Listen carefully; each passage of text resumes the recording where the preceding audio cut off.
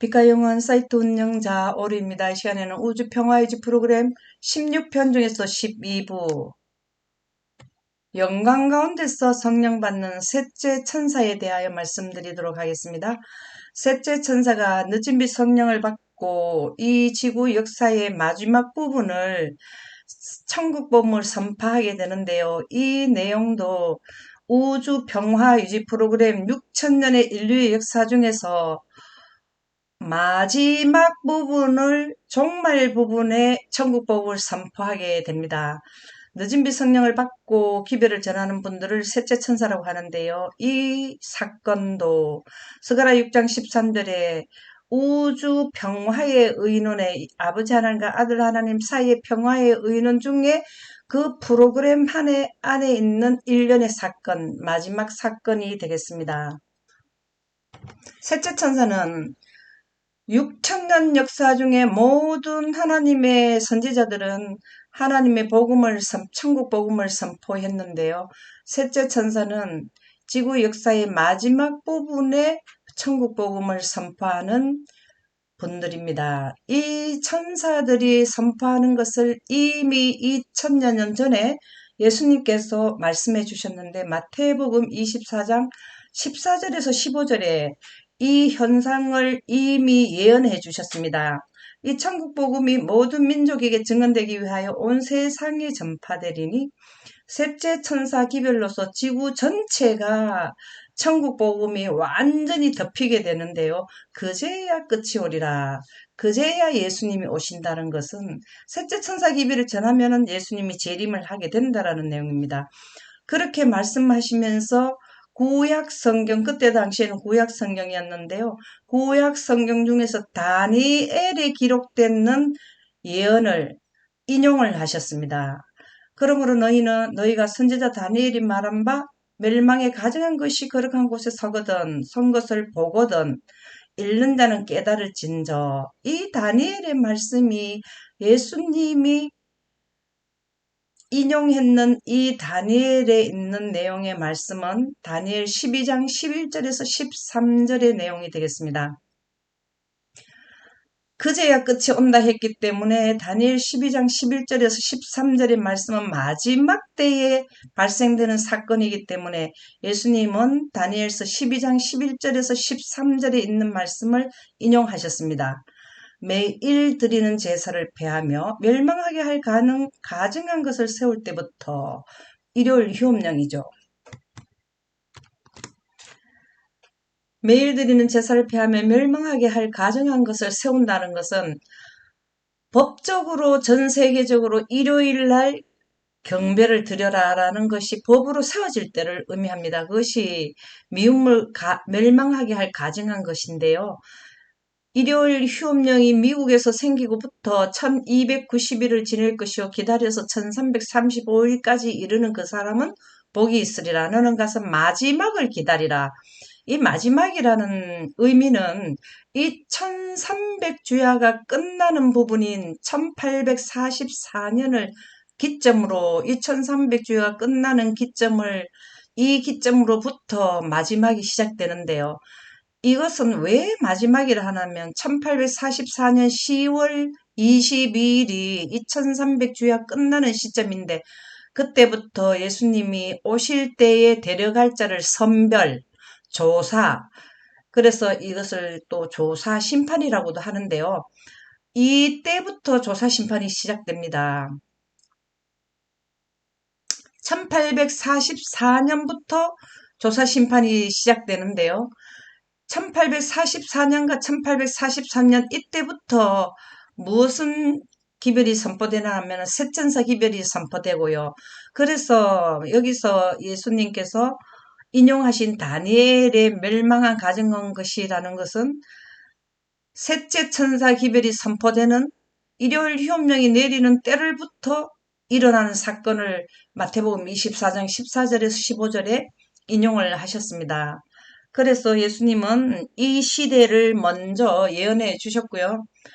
셋째 천사 기별, 이 미운문이 설 때로부터 발생되는 이 셋째 천사 기별은 평화의 의논의 한 사건입니다. 조금 전에도 말씀드렸듯이 더 상세하게 기록한 예언의 신을 말씀을 보도록 하겠습니다.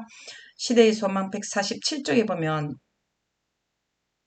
내 때가 아직 이르지 못하였나이다 라는 말씀은 가나의 혼인잔치에 포도주를 만드실 때 상황인데요. 마리아가 예수님에게 부탁해서 사실은 때가 아직 이르지 않았는데 기적을 행하시게 됐다라는 말씀인데 지상생애 시 하신 그리스도의 모든 행위는 3년 반이나 아니면 일생의 모든 행위는 영세 전부터 수립되어 있었던 모든 계획을 우주 신기원의 스가랴 6장 13절에 아버지 하나님과 아들 하나님 두 분이 평화의 의논을 했을 때에 예수님이 이 땅에서 오셔서 초림, 침례, 십자가, 승천, 부활 이 모든 것은 그때 수립되어 있었던 계획에 의해서 그 예언을 성취하셨다라는 것입니다. 예수께서 지상에 오시기 전에 그 모든 내용이 예수님이 지상에 오시기 전에 우주 신기원의 완전한 계획, 영세전부터 수립되었는 구속의 대경륜 우주 평화 유지 프로그램이 예수님 앞에 제시되었기 때문에 그 제시된 대로 예수님은 때가 이를 때에 초림, 침례, 십자가, 부활, 승천 이런 모든 것을 하셨다라는 것입니다. 교회정권 8권 21쪽에 보면 이 마지막 날에 이 마지막이라는 것은 1844년 2300주야가 끝나는 시점 마지막 날에 미래의 영상의 이상 그 뒤에 일어날 미래의 영상 미래의 영광의 이상 이것은 계시를 말하는데요. 하나님의 손으로 묘사된 장면들이 셋째 천사 기별이 선포할 때는 어떤 사건들이 발생된다는 것을 이미 계시록과 성경에는 기록이 되어 있습니다. 하나님이 손으로 묘사된 장면들이 게시되어 있는데 이것들은 그분의 교회에 소중한 것이 되어야 한다. 이 예언들은 교회를 통해서 나가야 된다. 어디로? 세상으로. 그래서 많은 사람들이 하나님의 기별을 듣고 영원에 이르게 할 수 있도록 천국 복음을 들을 수 있는 기간을 알 수 있도록 해야 된다는 것입니다. 그분은 펼쳐진 영혼을 보셨고 6천년의 인류의 역사에 이 펼쳐진 이 시간을 통해서 영혼이 이루어진 것을 보셨고 다시 말하면 우주 평화 유지 프로그램이죠. 당신의 굴욕을 통하여 용서와 영생을 얻을 자들의 행복을 보셨다. 예수님이 십자가를 통해서 지구의 인류들은 이 프로그램에 의해서 시간이 끝날 때에 죄의 용서를 받고 영생을 얻는 자들의 행복을 보셨다. 그분의 기회는 예수님께서는 빛을 생성하시는 분이기 때문에 과거와 미래, 현재를 완전히 현재를 보듯이 한꺼번에 총망라할 수 있는 그러한 분이기 때문에 예수님이 기회는 구속받은 자들이 한성에 들렸다. 예수님이 재림하실 때 죽은 자들이 하나님의 영광 가운데서 부활을 하여서 사망아 너의 이김이 어디 있느냐 사망에 너의 쏨이 어디 있느냐 하는 대합창의 소리를 먼저 들으실 수 있었다라는 것입니다. 그래서 셋째 천사 기별은 6천년의 평화의 의논의 하나의 마지막 종결 사건이라는 것입니다. 셋째 천사는 늦은비 성령을 받아야 이 전체 셋째 천사가 전하는 그 기간에 발생되는 사건들인데요. 이러한 것을 늦은 비를 받아야만 이 사건들을 외칠 수 있고 복음을 전할 수 있습니다. 그래서 성령 받기를 예비를 하는데 예레미야 5장 24절에 보면 또 너희 마음으로 우리에게 이른 비와 늦은 비를 때를 따라 주시며 이른 비는 예수님이 승천하시고 10일 뒤 즉 오순절에 주셨고 때를 주셨고 늦은 비는 언제 주시냐면 미국에서 일요일 휴업령이 내리고 나면 30일 동안 맨 처음에 늦은비 받는 무리들이 첫 번째 늦은비 성령을 받는 시작점이 되고요. 그 다음에 그들에 의해서 또 복음을 받아들인 자들에게 연이어서 늦은비 성령을 받게 되는 것입니다. 이 기간은 성령 받는 기간이고 여기는 늦은비 시작 기간이며 여기에는 온 인류에 전파되는 동안에 늦은비를 받는 시간이 되겠습니다. 우리를 위하여 추수기한을 정하시는 추수기한이라는 것은 바로 5채 나팔까지가 추수기한입니다. 기한을 정하시는 우리 하나님 여호와를 경외하자 말하지도 아니하니, 이 말씀 전체는 예언을 왜 안 하느냐라는 것입니다. 예언을 해야 되는데 하나님은 예언을 하라 했지만 사람들은 이 예언을 공부를 하지 않는다라는 것이죠. 계시록 8장 2절에서 6절에 보면 이 천사들, 셋째 천사들이 늦은 비를 받아야만 이 장면들을 설명할 수 있기 때문에 늦은 비를 받도록 예비하는 광경이 계시록 8장 2절에서 6절에 나옵니다. 내가 보면 하나님 앞에 7천사가 서 있어 7나팔을 받았더라. 또 다른 천사가 와서 제단 곁에 서서 금향료를 가지고 많은 양을 받았으니 이는 모든 성도의 기도와 합하여 보좌 앞 금제단에 드리고자 함이라. 향년이 성도의 기도와 함께 천사의 손으로부터 하나님 앞으로 올라가는지라. 천사가 향로를 가지고 제단에 불을 담아다가 땅에 쏟음에 우레와 음성과 번개와 지진이 나더라. 7나팔을 가진 7천사가 나팔 불기를 준비하더라. 늦은 비 성령을 받는 광경을 기록해 놨는 성경 구절인데요. 우레와 음성과 번개와 지진이라는 것은 구름에 하나님의 빛을 넣어서 그 빛과 구름이 만나게 되면 번개와 천둥과 내성이 나는데, 우레와 음성과 번개 지진이라는 것은 바로 하나님의 영광이 임해서 성도들이 늦은 빛 성령을 위하여 기도했을 때 응답받는 내용이 기록되어 있습니다. 이렇게 늦은 빛 성령을 받게 되면 계시를 보게 되는데요. 여기에서 늦은 비를 받으면 미래의 시간에 일어날 시공간의 장면들이 나타나게 되는, 물리적으로 미래를 미리 당겨서 볼 수 있는 그러한 것이 늦은 비 성령 받는 건데요. 이 내용이 계시록 8장 2절에 6절에 기록되어 있습니다. 우리가 예언을 공부할 때는 알아야 할 내용이 하나 있는데요. 연일 계산법을 적용하느냐 안 하느냐에 어느 때는 적용하고 어느 때는 적용하지 않느냐를, 이거를 잘 이해를 해야 예언하는데 도움이 됩니다. 다니엘서 8장에서 다니엘이 예언 보는 광경이 기록되어 있는데요. 다니엘 8장 13절에서 14절은 이 1300주야에 대한 예언을 보게 되었습니다. 이 1300주야 예언은 여기에서는 을레강변에서 계시를 보게 되었는데, 이 내용은 2300주야는 을레강변에서 예언을 하게 되었고, 1335일은 히데길 강변에서 예언을 보게 되었는 두 번을 다니엘은 예언을 보게 되었습니다.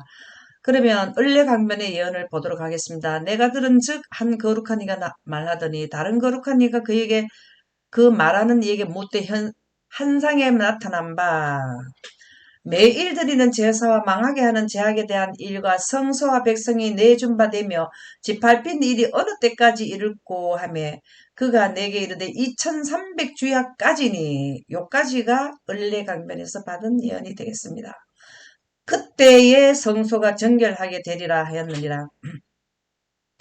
여기에서 매일 드리는 제사와 망하게 하는 제약에 대한 일이라는 것은 미운 물건이 멸망케 하는 것이 시작하는 때인데요. 이것은 중세시대의 교권 형성을 의미하게 됩니다. 2300주에는 BC 457년에 시작해서 AD 1844년에 끝나는 게 2300년이 끝나는 데가 이때고요.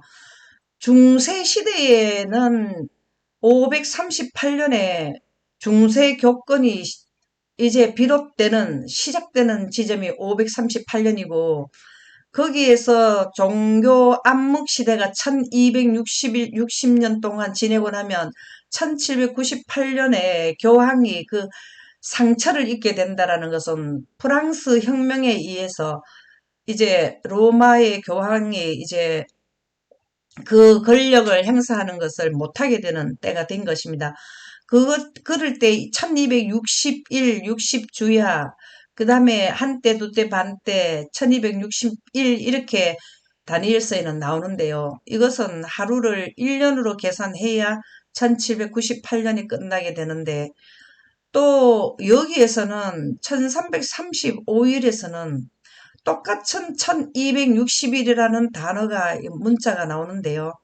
이때는 문자 그대로 해야 됩니다. 이것은 미운 물건이 설 때로부터라는 것은 말세 때, 마지막 때 일어나는 사건이기 때문에 말세의 교권이 일어날 때는 1261 그 문자 그대로 써야 되는 것이죠.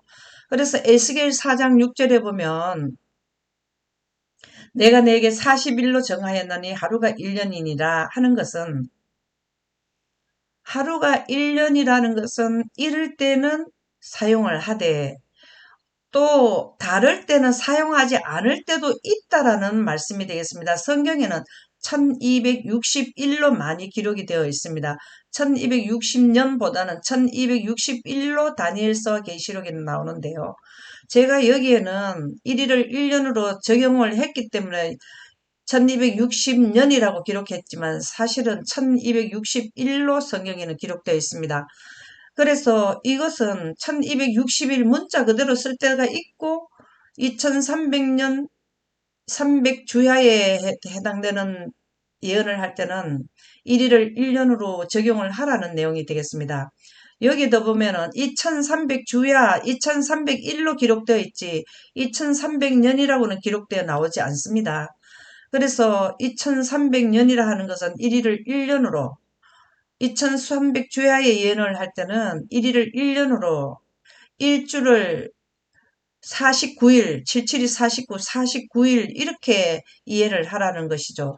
49일은 49년이다. 이런 식으로 이해를 하라는 겁니다. 그래서 예언 연구에 있어서 연일 계산법을 사용할 때도 있고 이럴 때는 2300주야를 연구할 때는 1일을 1년으로 사용하고 미운 물건이 말세의 교권이 생기고 난 이후에 마지막 시대의 예언에 대한 문자에는 그대로 문자 그대로 사용을 해라라는 것입니다. 그래서 1261, 1260일 같은 숫자는 긴 예언에는 2300 주야에도 1261이라는 단어가 나오고 작은 1335일 안에도 1260일이라는 단어가 계시록에 나오는데요. 이러한 것은 문자 그대로 하라는 것입니다. 그래서 2300주야 후에 마지막 시대의 짧은 예언에는 이 1일을 1년으로 적용하면은 6000년의 하나님의 계획에서 그 예언 기간이 다르게 나타나기 때문에 예언이 응할 수가 없습니다. 그래서 문자 그대로 사용되고 하루를 1년으로도 사용하는 이러한 것을 우리가 예언을 공부할 때는 먼저 이해를 하고 예언을 봐야 되겠습니다. 그래서 중세 교권이 세운 우상 예언은 연일 원칙을 적용하는데요. 중세 교권은 언제부터 시작이 되었나 하면은요. AD 538년에 중세 교권이 시작되었습니다.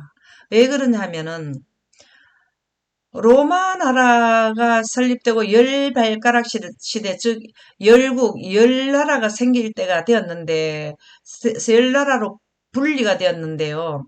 대쟁투 54쪽에 보면 6세기에 AD 538년이죠.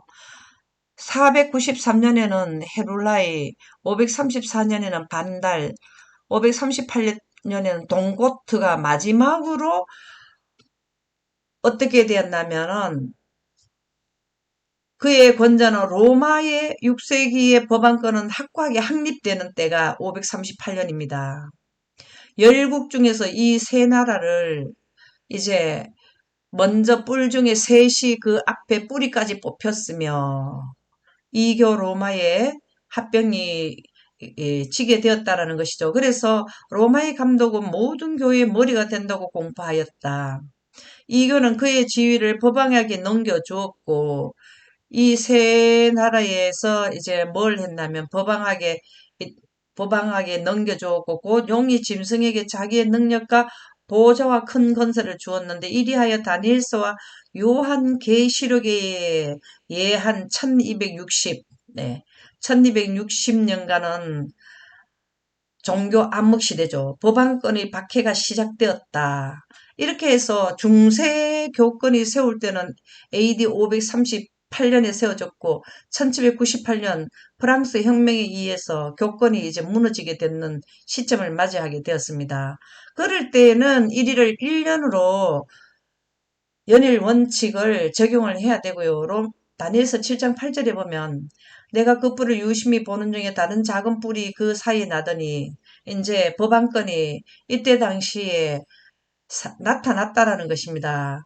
첫 번째 뿔 중에 셋이 그 앞에서 뿌리까지 뽑혔으면 이 세 나라가 망하게 되었죠. 이 작은 뿔에는 사람이 눈 같은 눈들이 있고 또 입에서 큰 말을 하더라. 어떤 말을 했나 하면 용이 짐승에게 자기의 능력과 보좌를 큰 것을 준다라는 이러한 말을 하게 되었고요.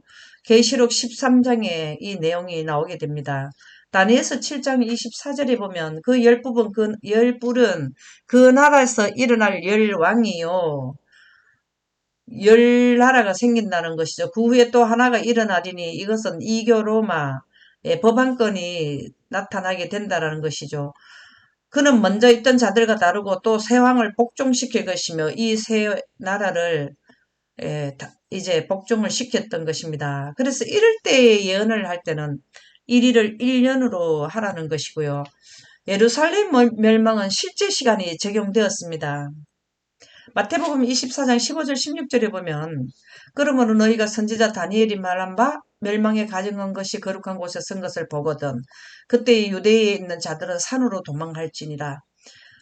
로마의 깃발이 군대의 깃발이 예루살렘 성에 언제 했냐면 1차 포위가 AD 66년 9월에 깃발을 꽂게 되었습니다. 포위를 하게 되었는데요. 이때 당시에 멸망은 언제 했냐면 2차 포위는 70년 4월 14일, 멸망은 70년 9월 8일에 완전히 멸망하게 되었는데 이렇게 된 것은 실제 시간입니다. 1일을 1년으로 적용하지 않았다라는 것이죠. 그래서 예루살렘 멸망은 연일 원칙을 사용하지 않았다. 그러면 예루살렘의 멸망은 지구 역사의 마지막 부분을 예표한 것입니다. 축소판입니다. 그래서 마지막 미운물건이 설 때로부터 멸망에 가증한 것이라는 것은 일요일 휴업령, 일요일을 지키라는 법령이 서게 되는 것이 로마의 군대의 깃발을 예루살렘에 두른 것 마찬가지라고 했는데요. 그렇게 된 시점은 지구 역사의 마지막 부분, 미운 물건이 설 때로부터 1335일이 끝나는 그 시점에는 그때에도 이 연일 원칙을 사용하지 않는다라는 것입니다. 예루살렘 멸망은 지구 멸망의 축소판인데 지구 멸망이 실제로 될 때나 예루살렘이 멸망될 때나 실제 시간이 적용된다라는 것입니다.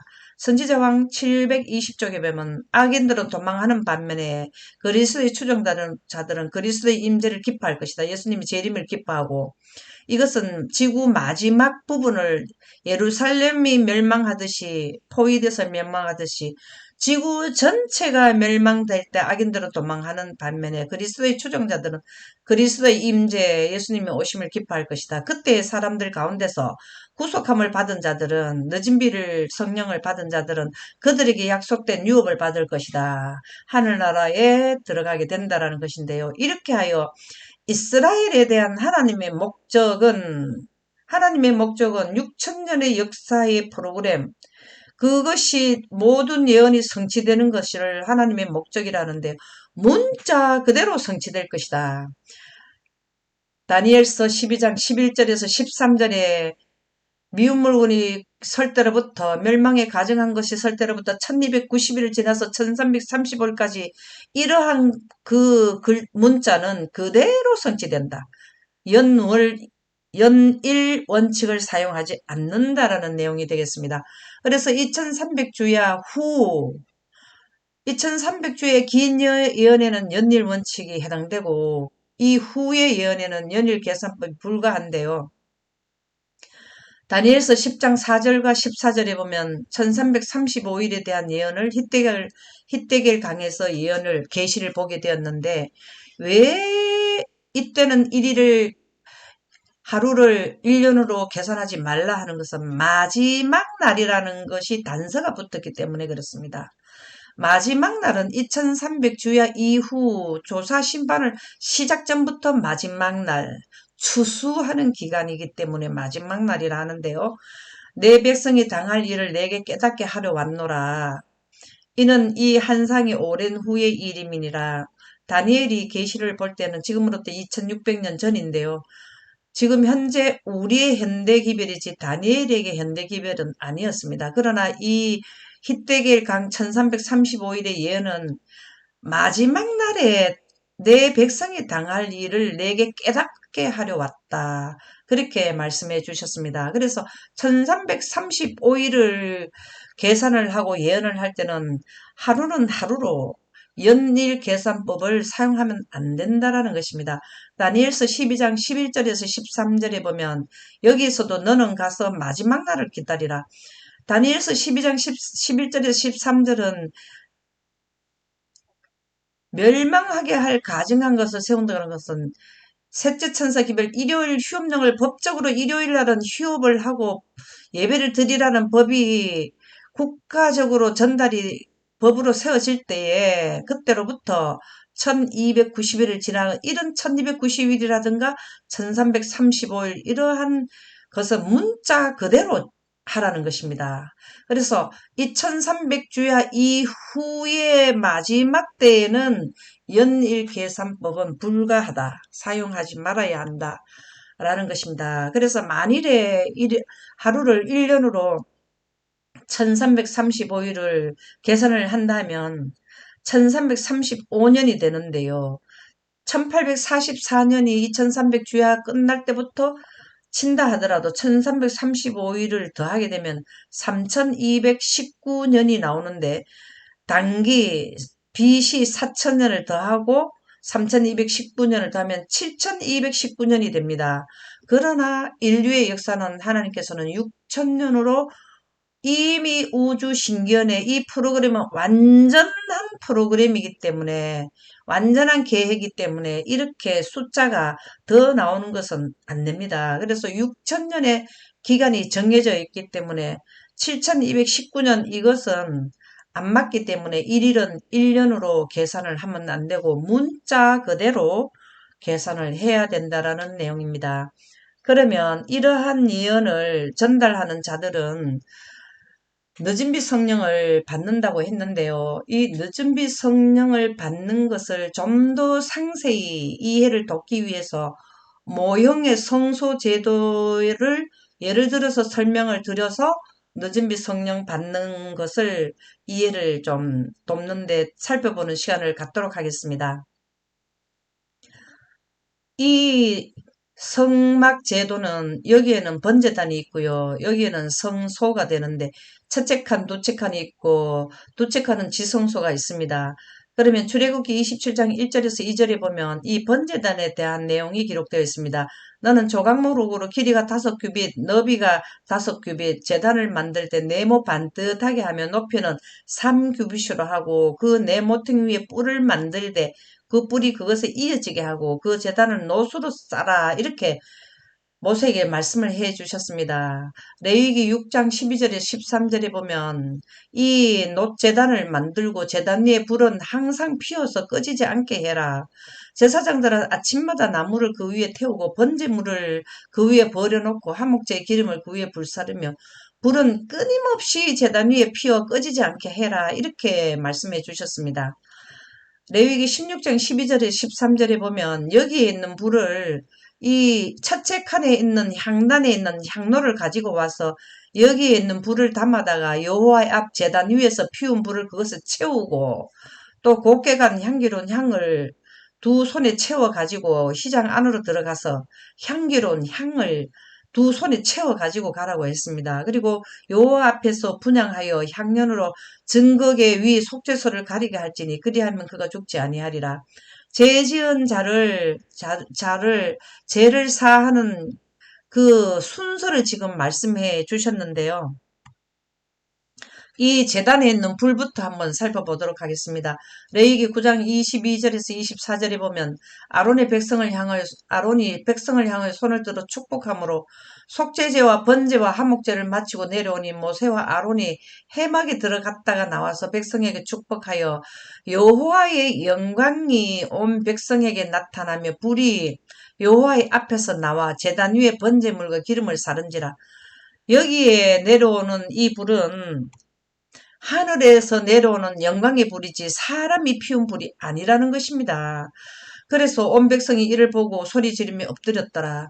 여기에 있는 불은 하나님의 보좌에서 내려오는 영광의 불이 되겠습니다. 그러나 레위기 10장 1절에서 2절에 보면 아론은 제사장인데요. 아들 나다가 아비후가 이 성전 봉사를 했는데 각기 향로를 가져다가 이 성소의 성소의 첫째 칸에 있는 향로를 가지고 와서 다른 불을 담아 여호와 앞에 분향하였더니 하늘에서 내려온 제단에 있는 이 불을 담아가야 되는데 다른 불, 사람이 피운 불을 담아가지고 성막 안에 들어가서 여호와 앞에 분향을 했더니 불이 여호와 앞에서 나와 그들을 삼키며 그들이 여호와 앞에서 죽은지라. 다시 말하자면 늦은 빛 성령은 하나님의 영광이 내려와서 늦은 빛 성령을 주는 것이지 하나님의 영광이 내려와서 주는 늦은 빛 성령 이외의 다른 불은 하나님께서 그 불을 사용하는 자는 죽게 한다라는 것입니다. 영생할 수 없고 제사함을 받지 못한다라는 것이죠. 그래서 이 불은 하나님의 영광의 불이 되겠습니다. 그래서 모든 죄인들을 위해서 제물을 드렸을 때 그 제물은 다 하늘에서 내려온 하나님의 영광의 불에 의해서 그 제물이 살라지게 된 것입니다. 거기에 제단에 있는 불을 담아가지고 향로에 담아서 어디에 가져놓으면 금향단에다가 여기에다가 향단에다가 그 향로를 갖다 놓습니다. 그러면 레위기 4장 27절에서 30절에 보면 만일 평민이 한 사람이 여호와의 계명 중 하나라도 부지 중에 범하여 하나님께 죄를 짓게 되면 허물이 있게 돼서 그가 범한 죄인은 죽게 되기 때문에 죄를 누가 그에게 깨우쳐 주면 그는 흠없는 암연소를 끌고 와서 그 범한 죄로 말미암아 그것을 예물로 삼아 속죄제물의 머리에 자기 죄를 전가하고 그 제물을 번제물을 잡는 곳에서 잡아가지고 제사장은 손가락으로 그 피를 찍어 번제단 뿔들에 바르고 그 피 전부는 제단 밑에 쏟고 그 제물은 제단에 불로서 태우게 되는데요. 그렇게 하는 것이 죄를 사하게 되는 것입니다. 여기에서 보면 금향단에도 뿔이 있고 제단에도 뿔이 있습니다. 근데 그 뿔은 사실은 예수님을 예표한다라고 누가복음 1장 69절에서 72절에 나옵니다. 우리를 위한 구원의 뿔을 그 종 다윗의 집에 일으키셨으니 예수님이죠. 이것은 주께서 예로부터 거룩한 선지자의 입으로 말씀하신 바와 같이 우리 원수에게서 우리를 미워하는 모든 자의 손에서 구원하시는 일이라.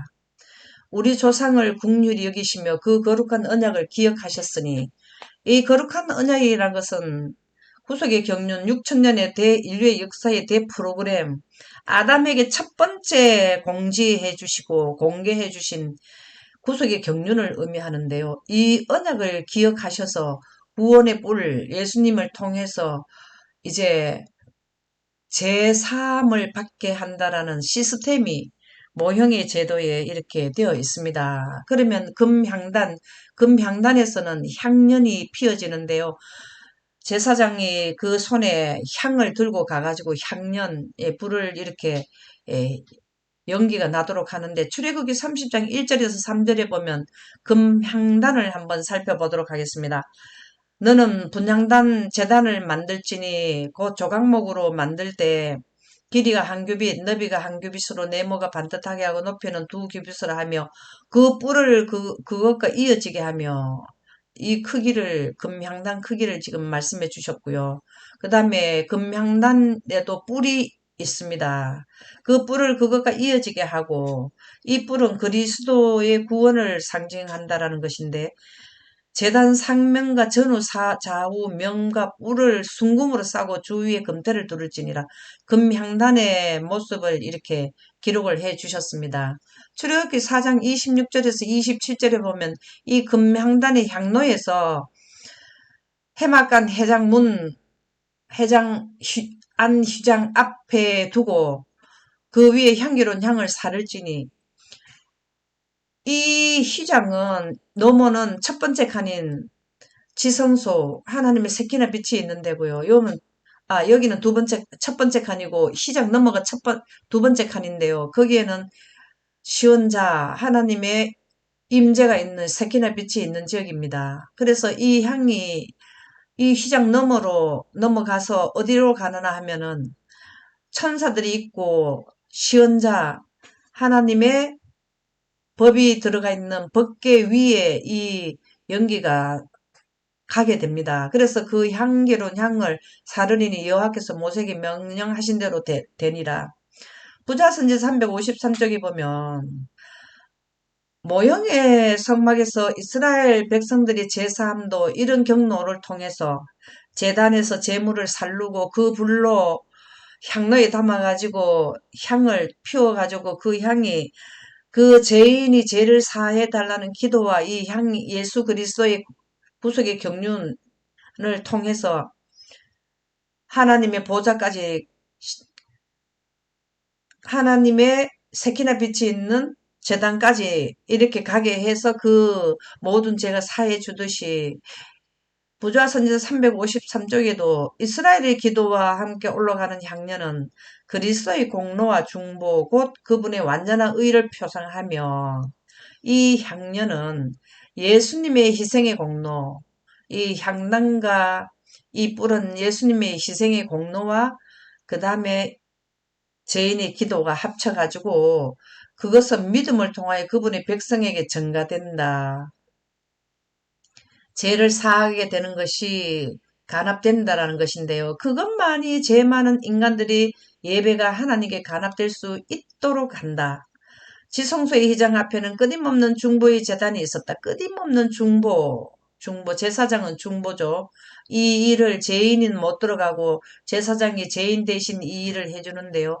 예수님이 이 일을 하늘에서 하시게 됩니다. 그래서 지성소의 휘장 앞에는 끊임없는 중보의 제단이 있었다. 지성소 앞에 휘장, 이 바로 앞에 휘장을 거치면은 바로 지성소에 세키나 빛이 있는 하나님의 그 쉬운 자가 나오게 되는데요. 성소 앞에는 끊임없는 속죄의 제단이 있었다. 죄를 속해주는 제단이 있었다. 그것이 금향단이 되고 여기에서 향이 나오게 되는 것을 속죄의 제단이다. 피와 향은 죄인들의 기도고 피는 예수님의 공로에 의해서 말미암아 하나님께 접근하게 되어 있었는데 이것들은 크신 중보자를 가리키는 상징들이었다. 예수 그리스도를 가리키는 상징이었다는 것입니다. 이 땅에서 모형의 제도에서 제사장들이 이런 일을 했듯이 지금 현재도 1844년 이후에 예수님께서 이 일을 지금 하고 계신다라는 것이죠. 그래서 향년은 죄인의 기도와 그리스도의 의를 상징한다 그랬는데요. 대쟁도 412쪽에 보면은 성소와 지성소를 가로막은 이 향단이 있는 쪽은 성소 첫 번째 칸이고 지성소는 이 휘장 뒤에 세키나 빛이 있는 예수님이 하나님이 임재했는 그것을 뜻하는 세키나 빛이 있는 데가 지성소인데요. 이거를 가로막은 휘장 앞에 금향단이 있었는데 거기에서는 매일 이스라엘 사람들이 기도와 함께 향년이 죄인들이 기도죠. 죄를 사하게 해주는 기도와 함께 향년이 하나님 앞으로 상달되고 있었다. 부자선지자 367쪽에 보면 이스라엘 백성의 기도와 함께 올라가는 향년은 죄인의 기도를 하나님께 간합할 수 있게 해주는 그분의 의를 드러낸다. 기도만 가지고 되는 것이 아니라 예수님을 통해서 이 기도가 세삼을 받게 된다라는 구속의 경륜에 의해서 된다라는 희생의 공로에 의해서 된다라는 것을 여기에 나타낸다. 제단 위에 드린 피가 흐르는 희생 제물은 오실 구세주를 증거했다. 성막이 있는 그 뜰에는 제단이 있는데 거기에는 희생제물, 양을 잡아 제사 지내고 염소를 잡아 지내고 송아지를 잡아 희생제물을 드리는 이 제물들은 오실 예수 그리스도 실제가 되시는 예수님을 증거하였으며 지성소로부터 눈에 보이는 하나님의 임재의 증거가 비쳐나왔다. 목사와 복음 교육자에게 보내는 권면 92에서 93쪽. 이렇게 해서 죄인이 드리는 향기가 올라가면 다시 이 여기에서 간합하는 하나님의 영광이 나오게 되었다라는 것인데요. 향기로운 향연이 하나님 앞에 올라가고 있는 동안에 대제사장이 속죄소 위에 따뜻한 피를 뿌렸던 것과 마찬가지로 우리가 우리 죄를 고백하고 그리스도의 대속의 피의 효력을 간구할 때 우리 기도는 우리 구주의 품성의 공로와 향기와 함께 하늘로 올라간다.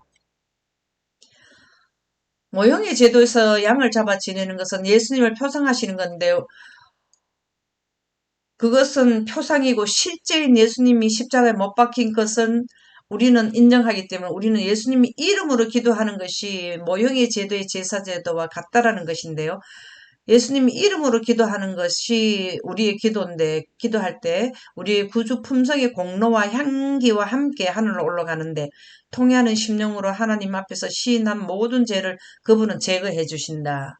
누구를 통해서 예수 그리스도를 통해서 제사함을 받고 영생하게 된다라는 것으로 기도를 하게 될 때는 우리가 제사함을 받게 된다라는 것입니다.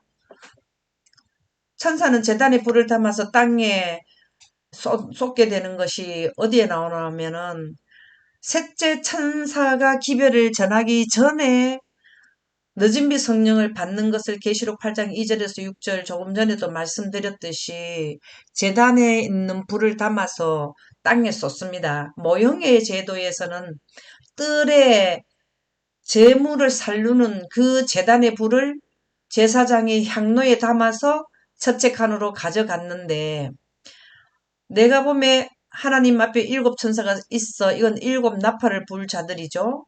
나팔을 받았더라. 나팔이라는 것은 크게 하나님의 천국 복음을 선포하는 것인데 능력을 받아야 나팔을 불게 되어 있습니다. 큰 나팔이라는 것은 큰 소리로 외치게 능력을 포함되는 천국 복음을 말하는 건데요.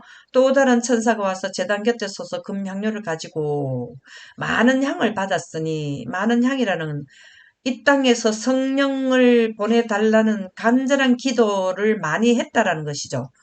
많은 분들이 했다라는 것인데요. 많은 향을 받았으니 이는 모든 성도, 한 사람 두 사람이 아니고 이 천국 복음을 이해한 모든 성도의 기도와 합하여 보좌 앞 금제단 보좌 앞 금제단에 드리고자 함이라. 모형의 제도에서 보면 금향단이고요. 지금 현재는 하나님의 보좌의 앞이죠. 지금 현재는 이 제도가 모형의 제도는 없고 예수님이 십자가에 못 박히심으로 이 모형의 제도는 이제 그것은 끝났고 임무가 끝났고 지금 하늘에서 원령에서 이 일이 일어나고 있는데요. 우리가 기도를 하면은 지금 하늘의 보좌에 도달을 하게 되는데 향년이 성도의 기도와 함께 천사의 손으로부터 하나님 앞으로 올라가는지라 우리가 기도하면은 이 기도를 하나님께서는 들으신다는 거죠. 천사가 향로를 가지고 제단에 불을 담아 여기에 제단은 하나님의 보좌를 의미합니다.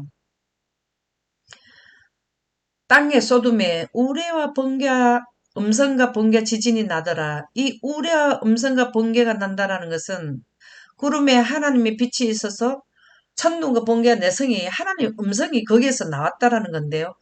이 음성이 번개와 천둥이 난다는 것은 영광이 임했고 영광은 구름 가운데 있는 하나님의 빛이 있는 것이 영광인데 영광이 이 땅에 성도들에게 임하게 되면 늦은 비 성령을 받게 된다라는 것입니다. 늦은 비 성령을 받는 것은 구름 가운데 있는 하나님 명인 하나님의 창세기 1장 3절의 빛의 영향력을 받게 되는데 그 빛이 모든 성도들 위에 내리게 되면 빛의 속도를 갖게 되어서 빛은 1초에 30만 킬로미터 속도보다 더 빠른 속도가 하나님의 빛입니다. 그 속도를 갖게 되면 과거, 미래, 현재가 함께 펼쳐져서 우리의 사용하지 않는 미래의 시공까지 우리가 장면들을 다 보게 되는데 그것이 계시이고 이상이고 예언이 되겠습니다. 이것을 우레와 음성과 번개와 지진이 났다는 것은 셋째 천사가 늦은 빛 성령을 받았다라는 내용을 기록해 주셨습니다. 그래서 일곱 나팔을 가진 일곱 천사가 나팔 불기를 준비하는 것이 늦은 빛 성령을 받는 것이 기별을 선포하게 되는 준비 단계라는 것입니다. 계시록 5장 7절에서 8절에 보면 어린 양이 나와서 보좌에 앉으시니 오른손에서 두루마리를 취하시매, 이거는 두루마리라는 것은 말씀이기도 하고 또 우리가 과거와 미래, 현재가 기록되어 있는 시공간을 보시는 거를 의미하게 되는데요. 그 두루마리를 취하심에 내 생물과 24장로들이 그 어린 양 앞에서 엎드려 각각 검은고와 향이 가득한 금대접을 받았으니 이 향은 성도의 기도들이라.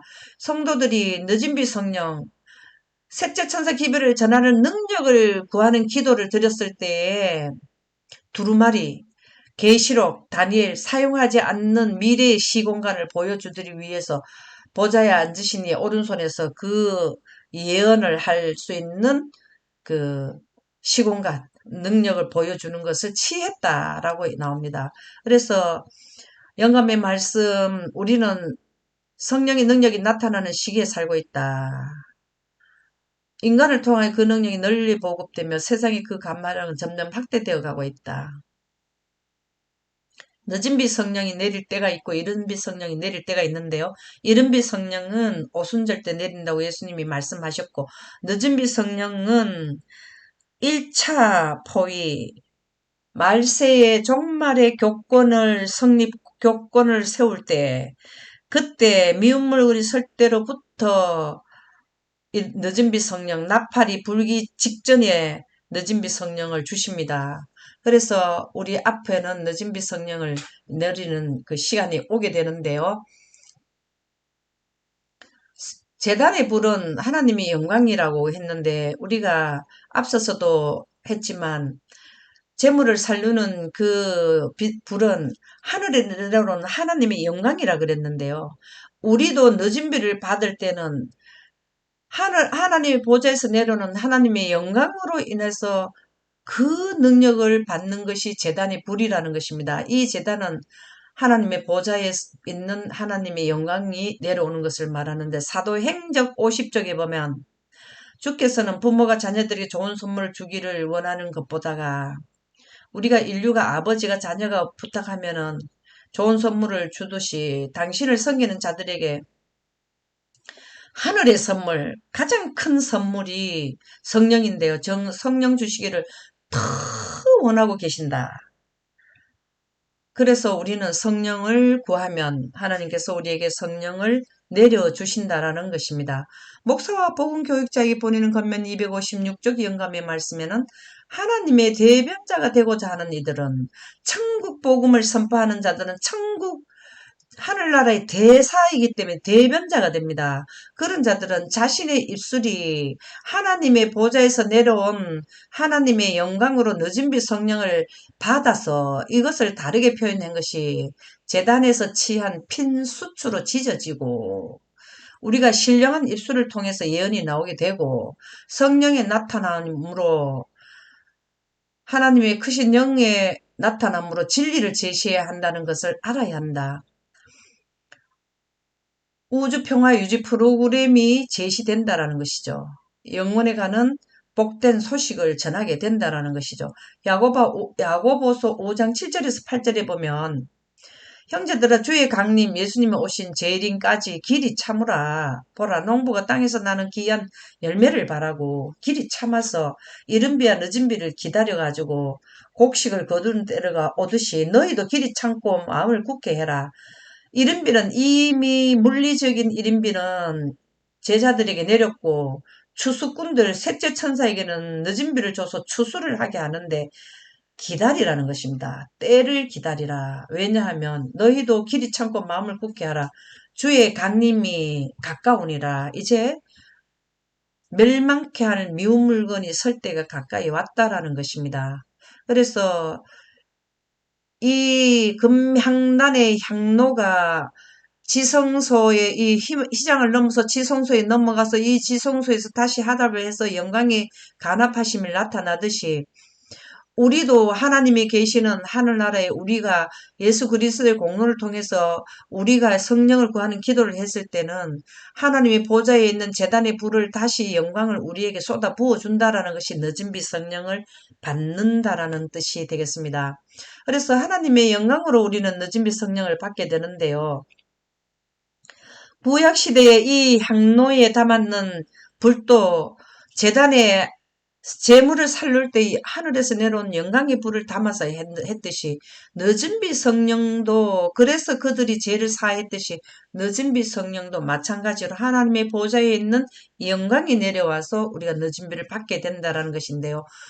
초기 문제 252쪽에 보면 덧능 그룹 사이에는 금향단이 있었는데 믿음으로 드린 성도들의 기도가 예수께 상달되고 그가 그 기도를 아버지께 드리자 향단에서 구름 같은 오색 찬란한 향연이 올랐다. 예수께서 서 계신 곳 바로 위 법궤 앞에 지극히 찬란한 영광이 빛나고 있었는데 나는 그 빛을 바라볼 수가 없었다. 그것은 하나님의 보좌같이 보였다. 향연이 아버지께 상달되자 찬란한 영광이 보좌로부터 예수께로 비쳤으며 그 영광은 다시 그분으로부터 감미로운 향처럼 기도를 올린 자들 위에 베풀어졌다. 여기에서 제사장이 향을 피워서 넘어가면 다시 이 간합하는 영광이 지성소에 세키나 빛이 오듯이 지금도 예수님이 하나님의 보좌에서 우리의 기도를 아버지께 올렸을 때 다시 하나님의 보좌에 있는 빛이 예수님을 통해서 우리에게로 그분으로부터 감미로운 향처럼 기도를 올린 자들에게 베풀어졌다. 영광이 하늘에서 내려와서 기도하는 자들에게 베풀어졌다. 이것이 늦은 빛 성령을 받는 광경이 되겠습니다. 부조화 선지자 20쪽에 보면 명백하고 분명한 수많은 예언들은 6천년의 대프로그램 노홍수, 에덴의 철수, 예수님이 초림, 부활, 그 다음에 세천사 기별, 2300주야 끝나고 나서 또 세천사 기별 이 모든 수많은 예언들은 마지막 날에 성령의 특별한 부어주심이 있을 것이다. 성령의 특별한 부음이 늦은 빛 성령인데요. 이른 빛 성령이 지금까지는 가장 풍성하게 내렸지만 늦은 빛 성령은 더 풍성하다는 것입니다. 이른 빛 때보다 더 풍성히 이 지구 역사에 있어서도 가장 풍성히 내리는 것이 늦은 빛 성령인데요. 이것은 성령의 특별한 부어주심입니다. 교회는 그리스도께서 나타나시는 때에 재림 때에 그 마지막 경험 동안에 셋째 천사 기별의 사건 경험 동안에 예언의 영인 이건 성령이죠. 예수의 증거를 갖게 될 것이라고 선언한다. 예수의 증거는 성령 받는 것입니다. 성령을 받게 되면은 모세에게 나타났던 얼굴의 광채가 나타나게 되는데요. 이것이 예수를 증거하는 것이 됩니다. 평상시뿐만 아니라 비상시의 위로자와 교사와 인도자 성령의 임재를 위하여 교회는 다른 어떤 때보다 마지막 날의 위험이라는 것은 1844년 이후에도 마지막이지만은 미운 물건이 있어서 일요일을 강요하고 안식일을 못 지키게 할 때에 하나님의 백성 쪽에 있는 자들은 위험에 처하게 되는데요. 그때도 성령의 활동 방법들을 통해서 그들은 위험을 대처할 수 있게 되기 때문에 성령의 활동 방법들은 확실히 필요로 하기 때문에 늦은 빛 성령은 필히 이 마지막 때에 받아야 된다는 것입니다. 그래서 늦은 빛 성령은 마지막 때에는 소낙비 같이 풍성히 임해 주어야 된다기 때문에 에스겔서 34장 26절에서 27절에 보면은 소낙비로 표현을 해 주셨습니다. 내가 그들에게 복을 내리고 내 산 사방에 복을 내리며 때를 따라 늦은 비가 때가 있죠. 미운 물건이 멸망케 하고 가증하게 하는 일요일 휴업령이 내리게 나면은 때를 따라서 그때 소낙비를 내리되 복된 소낙비를 내려서 밭에 나무가 열매를 맺으며 그러면은 많은 사람들이 영멸에 갈 사람들이 늦은 비 성령 받은 사람들의 천국 복음을 듣고 하루에 3,000명, 5,000명보다 더 많은 숫자들이 하나님께로 돌아오게 하는 열매를 맺게 되는 것이 늦은 비, 복된 소낙비가 되겠습니다. 시대의 소망 142쪽에 보면 재단에서 취한 핀수치, 닿은 입술에서 늦은 비를 받은 자들이죠.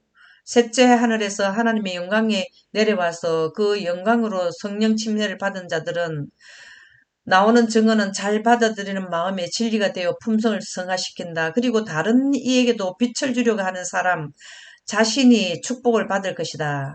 늦은 빛 받은 사람들이 또 다른 사람들에게 빛을 나눠주는데 나눠준 자도 복을 받고 나눠주는 자도 복을 받게 된다는 것이 바로 복된 장맛빛 때문에 그렇게 되는 것입니다.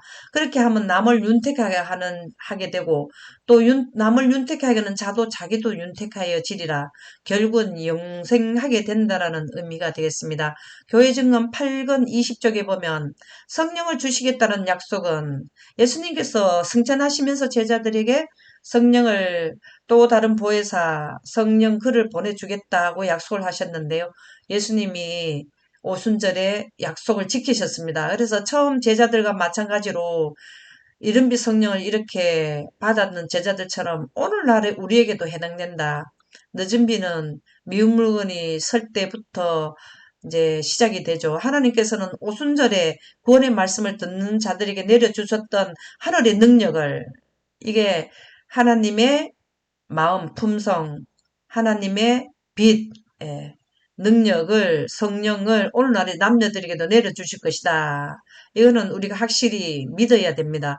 이 시각에도 그의 성령과 은혜는 그의 말씀을 믿고 그것을 요구하는 모든 자들에게 내려주신다. 이것은 물리적인 늦은비 성령은 아직까지 미래의 사건이지만 이러한 모든 것을 인정하고 말씀의 뜻을 이해하는 자들은 이른비 성령을 받게 된다라는 말씀을 기록해 주셨습니다.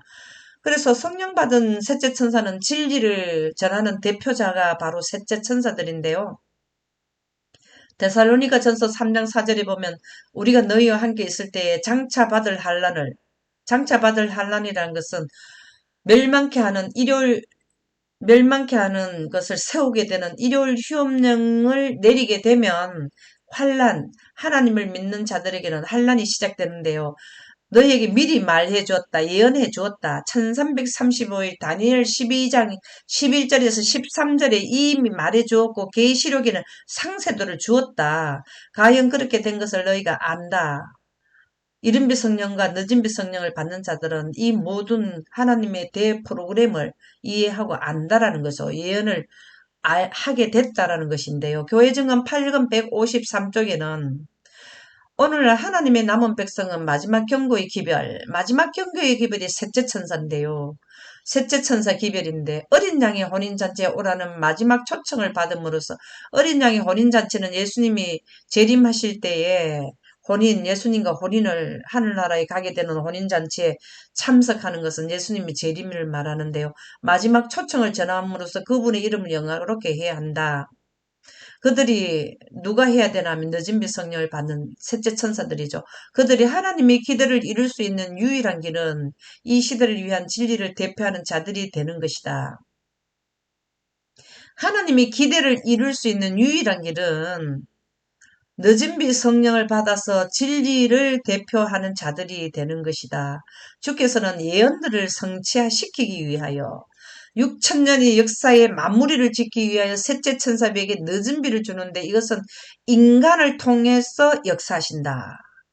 그리스도께서 마지막 날에 존재할 것이라고 선언하신 이설과 미혹 가운데 마지막 때 되면 예언과 이설, 미혹, 또 예언도 가짜 예언 다르게 나올 수가 있습니다. 이러한 가운데서도 그분께서는 거룩하고 영원한 진리가 분명하게 드러나게 하셨는데 누구를 통해서 바른 진리가 나타나나 하면 늦은 빛 성령을 받은 셋째 천사들을 통해서 이설과 미혹 또 이 표지판을 바꿔놔서 예언을 다르게 해놓은 이 모든 것을 분명하게 제시해주는 분들이 바로 셋째 천사들이 늦은 빛 받은 자들에 의해서 바르게 나타난다라는 것입니다. 나의 형제여, 그대는 이 시대를 위한 진리의 대표자가 될 수 있는 곳에 처해 있다. 우리의 위치와 의무는 바로 진리를 전할 수 있는 대표자로 서야 되는 위치, 그 지역에 서 있다라는 것입니다. 그래서 진리의 대표자는 긴급 상황을 알리는 파수꾼인데요.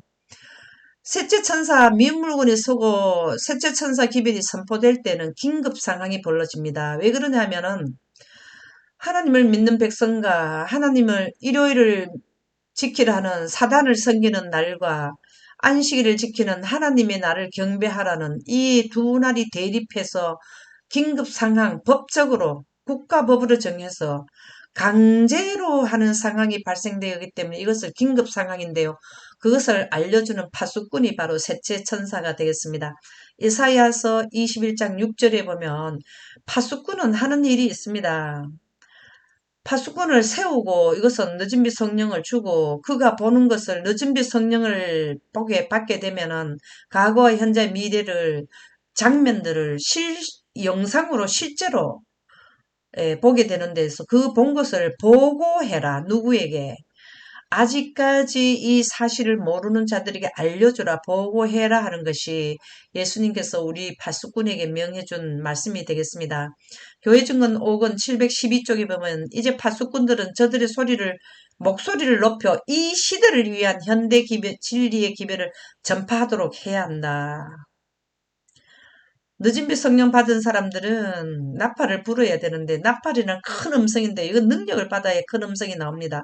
예언적 역사에서 우리가 어디에 처해 있는지를 백성들에게 보여줘야 된다. 지금 현재 우리는 위치가 어디에 있느냐? 정말 직전에 있다라는 것을 이 사건의 전개를 알려줘야 된다. 교회 증언 3권 542쪽에 보면 의인의 길은 힘의 힘을, 이것은 하나님의 능력인 성령의 능력을 힘입은 거고요. 은혜의 은혜를, 영광의 영광을, 늦은 빛 성령은 영광 가운데서 받게 되죠. 더하여 전진한다. 거룩한 빛은, 하나님의 창세기 1장 3절의 빛은 우리가 위를 향하여 감에 따라 더욱 증가할 것이요. 우리 앞에 놓인 책임은 지금 우주적으로 이 6천년의 이 지구 역사가 프로그램이, 우주 평화유지 프로그램은 지구를 평화, 영원으로 돌리는 프로그램인데요. 그 큰 대역사의 사건 중에서도 마지막 부분에 해당되는 우리 앞에 놓인 책임이라는 것은 이 시대에 천국 복음을 선포하는 것이 우리의 책임입니다. 긴급 상황, 이 1335일이 끝나게 되면 예수님이 재림을 하셔서 인류의 모든 시간은 종말을 구한다는 이 긴급 상황을 대처할 수 있는 자격을 갖추게 해줄 것이다. 무엇이? 늦은 빛 성령이요. 그렇게 우리는 늦은 빛 성령을 꼭 받아야 파수꾼이 되는데요. 이러한 늦은 빛 성령을 받은 사람들은 예언을 하게 돼서 그 예언 가운데 아직까지 미사용 시공간인 우리의 미래를 먼저 끌어서 볼 수 있습니다. 그래서 일요일 휴업령이 미국에서 내리게 되면 그때로부터 1335일에 발생되는 이 모든 사건들을 미리 파수꾼들에게는 공개가 되는데요. 이것은 바로 어떻게 해서 되느냐 하면 데살로니가 전서 5장 19절에서 20절에 보면 성령을 소멸하지 말아야 미래의 시공간을 보게 된다. 이 말씀은 하나님의 빛으로 과거와 미래를 다 본다. 미래의 시공간을 본다. 이것이 성령을 소멸하지 말라는 것은 영광 가운데 구름 가운데 있는 하나님의 거룩한 영인 하나님의 창세기 1장 3절의 빛에 의해서 그것을 이해하고 그 빛의 영향력으로 뭘 보나 하면 미래의 사건을 본다. 예언을 보게 되는데, 그러나 하나님의 빛을 원하지 않게 되면 예언도 알 수 없게 된다라는 말씀이 기록되어 있습니다. 결과적으로 늦은 빛 성령을 보면 물리적인 하나님의 영광 가운데서 시공간을 실제로 보게 되고, 지금은 성경과 예언의 신에 기록된 말씀으로 의해서 우리가 이해를 하게 되는 것입니다. 에베소서 4장 30절에 보면 하나님의 성령을 근심하게 하지 말라. 하나님의 성령은 하나님의 거룩한 분의 마음이기 때문에 하나님의 성령을 근심하게 한다는 건 하나님의 마음을 근심하게 하게 되는데요. 그 안에서 너희가 구원의 날까지 인침을 받았느니라.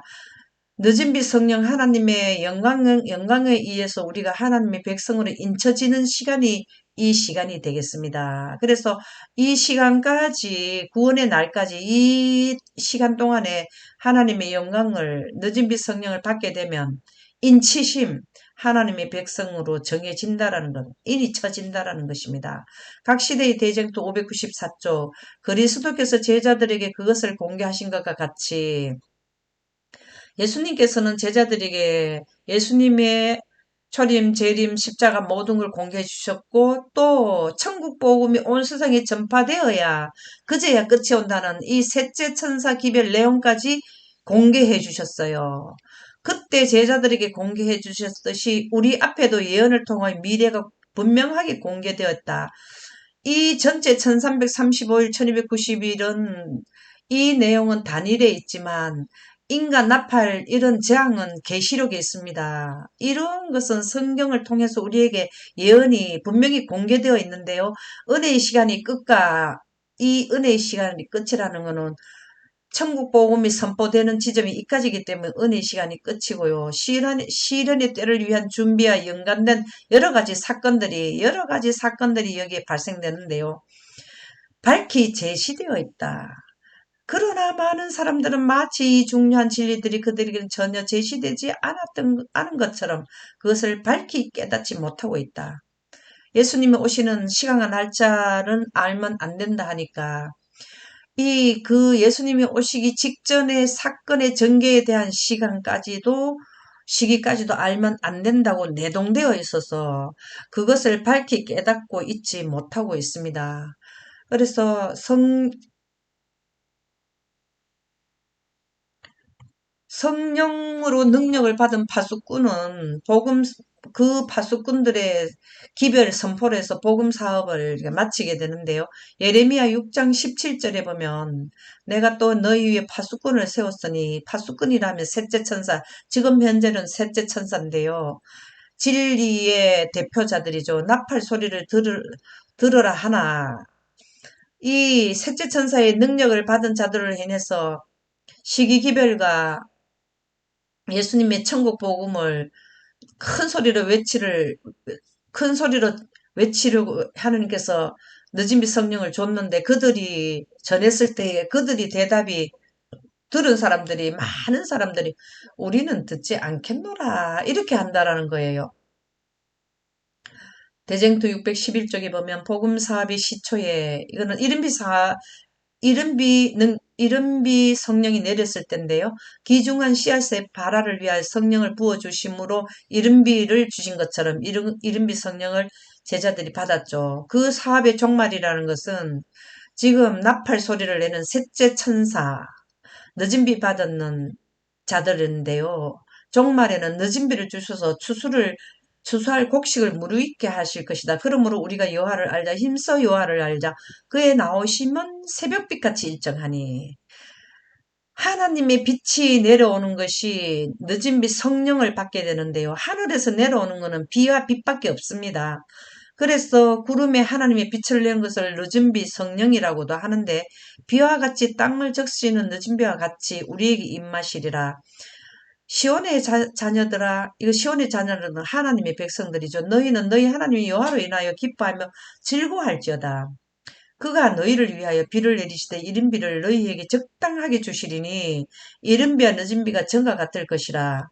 말세에 내가 내 영으로 모든 육체에 부어주리니 원하는 자라는 겁니다. 요 보면은 그들이 대답이 우리는 듣지 않겠노라 이런 자들이 내리는 것이 아니에요.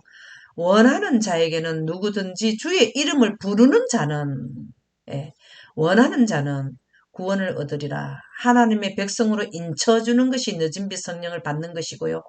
하나님의 성령으로 인침을 받지 않으면은 영멸에 가게 되는 것이죠. 위대한 복음의 사업은 그 시초에 나타났던 하나님의 능력, 이른빛 성령을 받고 하루에 3,000명, 5,000명이 영멸에 갈 자들이 영생으로 옮겨졌듯이 늦은 비 성령을 받고 나면 큰 능력이 나타남으로써 이른 비 성령에 나타났던 능력의 결과보다 더 큰 능력이 나타남으로써 이제 맞춰지게 인류의 모든 시간이 맞춰지게 된다는 것입니다. 그래서 파수꾼들이 성령을 능력을 받아서 진리를 선포하고 그 끝나게 되면 인류의 역사도 끝나게 된다라는 내용이 되겠습니다. 지금까지는 셋째 천사가 늦은 비 받는 광경과 과정에 대해서 살펴보았고요. 16편 13부에서는 하나님의 인으로 인이 쳐져야 되는 것인데 이 인이 무엇인가에 대해서 상세하게 설명드리는 시간을 갖도록 하겠습니다. 16-13편에는 하나님의 인에 대하여 말씀드리도록 하겠습니다. 감사합니다.